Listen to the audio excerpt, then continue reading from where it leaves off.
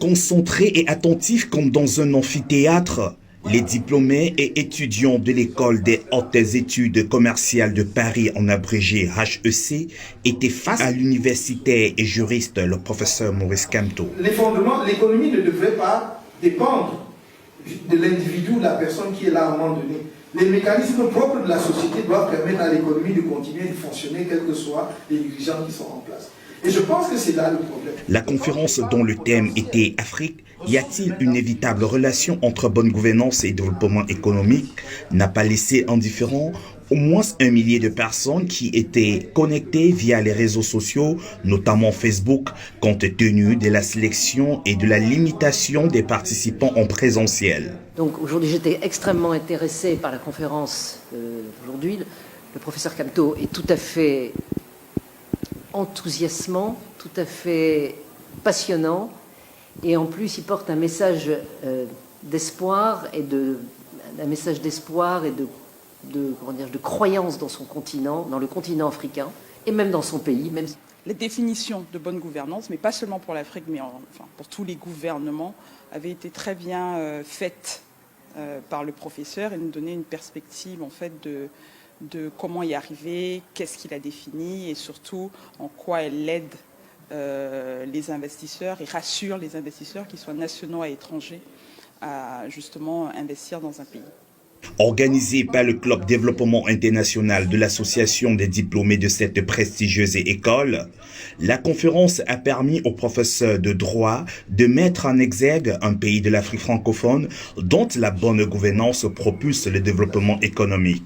La démocratie sénégalaise, qui est un exemple dans le monde francophone, soit considérée comme vraiment installée et bien installée une fois pour toutes, et que les investisseurs qui marquent un intérêt pour le Sénégal, on le voit bien, n'est-ce pas, avec la construction d'une ville nouvelle comme Diamniadio, nouvel aéroport et tout cela, où on voit que les investisseurs, y compris les pays du Golfe, parfois les Chinois, ont déjà acheté sur plan des parties de villes entières. C'est parce que le Sénégal est un pays considéré comme démocratique, offre une certaine perspective de stabilité. Moi, je suis sénégalaise d'origine et donc le professeur a vraiment couvert le continent en passant par ce qui se passe au niveau local, au niveau régional, en parlant des droits des affaires, de l'OHADA. Donc j'ai trouvé ça très intéressant, et puis j'ai beaucoup aimé à la fin aussi son appel à ce que tous les jeunes du continent puissent participer à son développement. Voilà.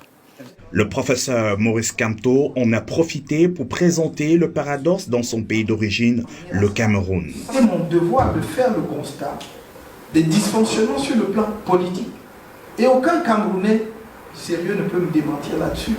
Même ceux qui pouvaient penser au début qu'on était des contenteurs et que peut-être, voilà, on est là pour faire la critique. Aujourd'hui, au fil des années, se rendre compte qu'on peut faire mieux du point de vue de la gouvernance. Si je vous ai dit que le Sénégal offre des perspectives de stabilité, c'est parce que l'investisseur dit, j'observe sur 20 ans, qu'est-ce qui se passe dans ce pays, en termes, par exemple, de stabilité politique. J'observe que le mécanisme d'alternance au pouvoir joue périodiquement sans aucune difficulté. On n'a pas à passer 2-3 ans dans une crise post-électorale. On n'a pas à avoir ces incendies à s'étouffer. Pendant ce temps, les entreprises ont des difficultés parce que s'il y a des gens dans les rues tout le temps, c'est pas bon, etc. Répondant aux différentes questions des participants sur le rôle de la femme dans le développement économique en Afrique, Maurice Kamto disait ceci. J'en parle, mais vraiment dans mon cœur, j'étais ravi de voir que celles qui, effectivement, ont mis cela en avant et qui travaillent à transformer les produits locaux avec un packaging extraordinaire, je veux dire, et avec une présentation, vous voyez, à faire pâlir les plus grands publicitaires, qui font que dans les rayons des supermarchés au Cameroun aujourd'hui, vous pouvez trouver peut-être jusqu'à 10-15% de produits camerounais, alors qu'il y a 5 ans, il y avait peut-être 5%. Ce sont les femmes. Si j'avais à diriger le pays, je ne donnerais pas des postes ministériels symboliques aux femmes. Je voudrais qu'elles aient des ministères importants, y compris de souveraineté. Parce que je crois qu'il faut les mettre en œuvre. J'ai bien aimé l'exemple qu'il a pris par rapport au Made in Cameroun, le fait que ce soit les femmes actuellement qui portent le Made in Cameroun. Donc ça, c'est quelque chose que je n'avais pas visiblement en tête, mais c'est quelque chose qui m'a personnellement touché.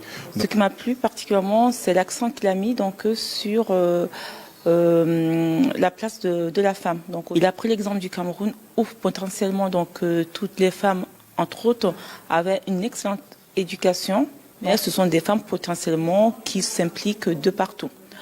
Au cours de la conférence, l'université a donné sa vision future de l'Afrique en invitant les jeunes diplômés d'aujourd'hui et de demain de penser à y retourner pour le développer.